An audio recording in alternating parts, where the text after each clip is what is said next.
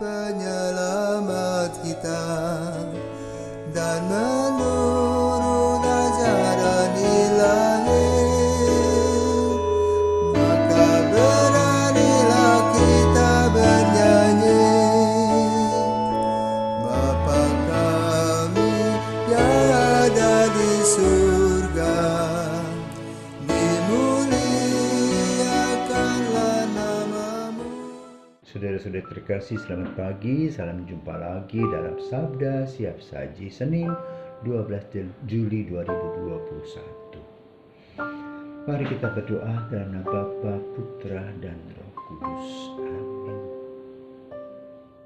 Bapa yang penuh kasih, kalau kami mempelajari sejarah Perjanjian Lama dan Perjanjian Baru, maka Engkau mengutus orang-orang yang beriman, diawali oleh Abraham, Ishak, dan Yakub yang kemudian menjadi Israel, dan kemudian ada nabi, ada raja yang menghiasi sejarah Israel.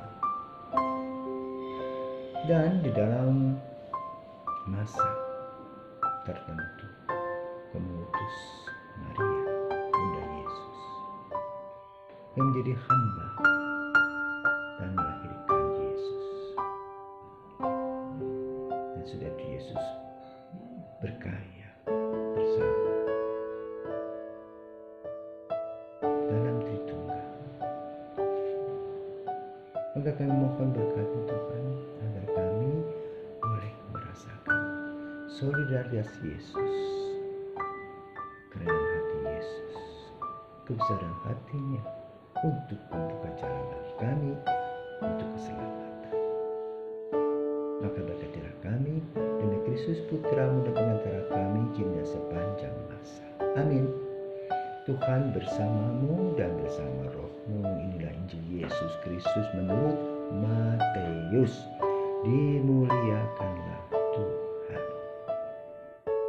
Matius bab 10 ayat 34 sampai bab 11 ayat 1. Pada suatu hari Yesus bersabda kepada ke-12 muridnya, "Jangan kalian menyangka bahwa aku datang untuk membawa damai di atas bumi.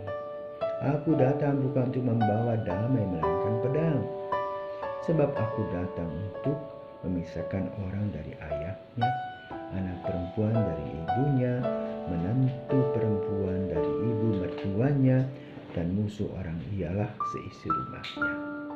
Barang siapa mengasihi bapa atau ibunya lebih daripadaku, ia tidak layak bagiku. Dan barang siapa mengasihi putranya atau putrinya lebih daripadaku, ia tidak layak bagiku. Barang siapa tidak memikul salibnya dan mengikuti aku, ia tidak layak bagiku. Barang siapa mempertahankan nyawanya, ia akan kehilangan nyawanya. Dan barang siapa kehilangan nyawanya demi aku, ia akan memperoleh kembali. Barang siapa menyambut kalian, ia menyambut aku. Dan barang siapa menyambut aku, ia menyambut dia yang mengutus aku. Barang siapa menyambut seorang nabi sebagai nabi, ia akan menerima upah nabi. Dan barang siapa menyambut seorang yang benar sebagai orang benar, ia akan menerima upah orang benar. Dan barang siapa memberi air sejuk secangkir saja kepada salah seorang yang kecil ini, karena ia muridku, aku berkata kepadamu, sungguh ia takkan kehilangan upahnya." Setelah Yesus mengajar ke-12 rasulnya, ia pergi dari sana untuk mengajar dan memberitakan Injil di dalam kota-kota mereka. Demikianlah Injil Tuhan, terpujilah Kristus. Saudaraku terkasih, segala sesuatu dalam hidup ini mengandung risiko. Ada sebab, ada akibat. Dan semuanya itu bergulir sirkulasi. Apa yang dikatakan oleh Yesus pada hari ini dalam Injil? Aku datang bukan untuk membawa damai, melainkan pedang. Wah, mengerikan ya. Ya tentu bagi orang yang tidak mengerti ya. Saya ingat satu orang temannya, kakak lah. Dia sudah meninggal 44 tahun lalu. waktu saya masih frater. Dia punya sejarah yang luar biasa. Dia adalah seorang muslim yang taat, bahkan guru ngaji, menjadi juga orang yang berkhotbah khotib di masjid. Dia menjadi seorang guru dan harus kos. Entah bagaimana, itu panggilan. Suatu hari dia salah kiblat. Nah, lalu diingatkan oleh ibu kos. Nah, ternyata ibu kos juga dulu muslim, menjadi Katolik karena suaminya. Dia katakan, "Dek, kiblatmu itu kamu salah, mesti ke arah sana." Duh, kaget ya. Berpikir kok orang Katolik tahu tentang kita. Lalu dia seorang guru dan juga sebagai seorang yang dikenal di sebuah kota, ayahnya juga seorang terkenal. Dia menghadap uskup. Kata uskup, saya mau dibaptis. Oh, jangan bikin persoalan, nah. Tidak mau dibaptis. Lalu belajar. Dia hanya sampaikan pada mama. Mama itu tidak setuju, tapi apa boleh buat, demi kasih sayang kepada anaknya, sudah. Yang penting yang terbaik untukmu. Setelah dibaptis, dia mau lanjut menjadi apa, frater. Nah lo, uskupnya garu-garu kepala. Gak bisa lah, gak bisa maksudnya. Saya mau jadi pastor. Terpaksa sekolah. Apa akibat? Itu tadi Yesus katakan, aku tidak membawa damai melainkan pedang. Hiruk pikuk dalam keluarga, yang membawa pedang. Sampai pada waktunya ibunya meninggal, hanya memenang rasa. Ketika ibu datang, orang tua marah besar. Lalu sang adik yang paling kecil katakan, kakak tidak usah datang, sudah.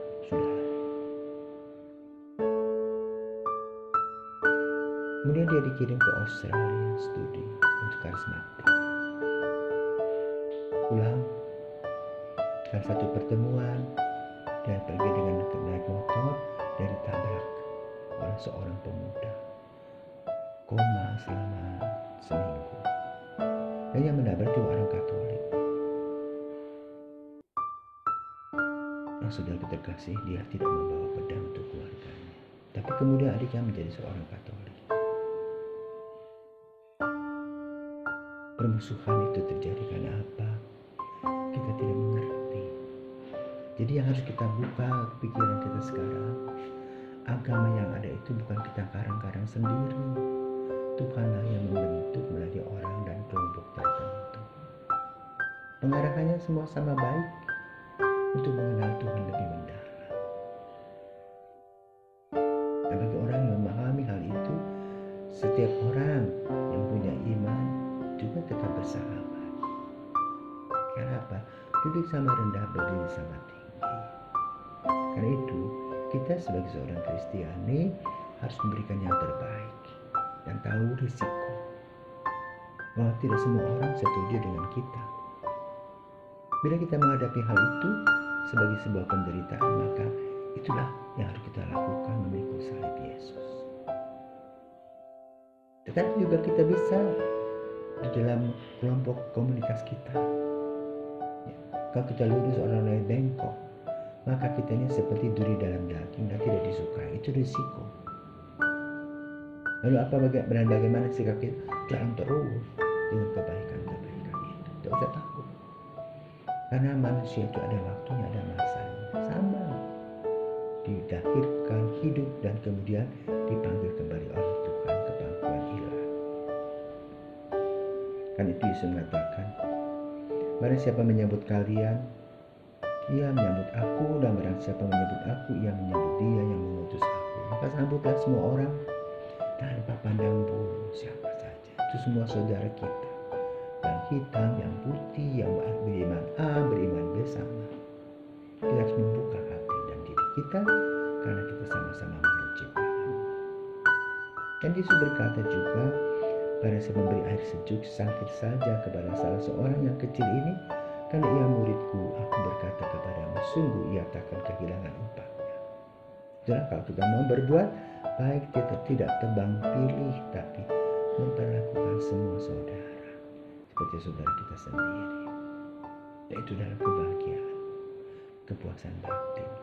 Dan itulah yang diinginkan oleh Yesus bagi kita, agar kita menjadi orang-orang yang bahagia, orang-orang yang ceria, orang-orang yang tulus, orang-orang yang punya kerelaan hati untuk membantu, bisa bergandengan tangan di dalam perbedaan.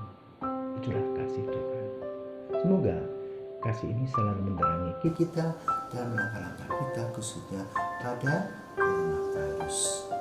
Dan mari kita berdoa untuk novena kedua Romo Marcel. Itu doa novena hari kedua.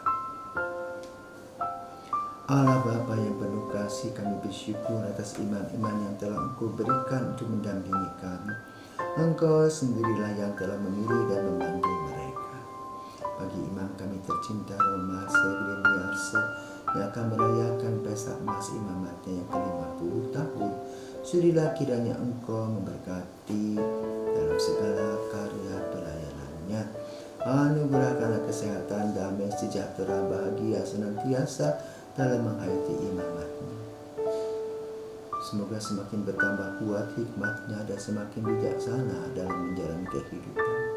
Semoga ia menjadi berkat yang hidup bagi masyarakat gereja dan bagi kami semua. Bapa yang penuh kasih, sudah kiranya melindungi Romo Marcel dari segala mara bahaya. Kuatkanlah ia bila sedang menghadapi kelemahan dan tantangan dalam hidup. Biarlah hati, cinta dan hidupnya menjadi persembahan dan pujian bagimu selamanya. Pada kesempatan ini pula kami menyampaikan kepadamu, semangatilah kaum muda yang Engkau panggil menjadi imam dan religius, agar dengan berani mengikuti kehendak-Mu.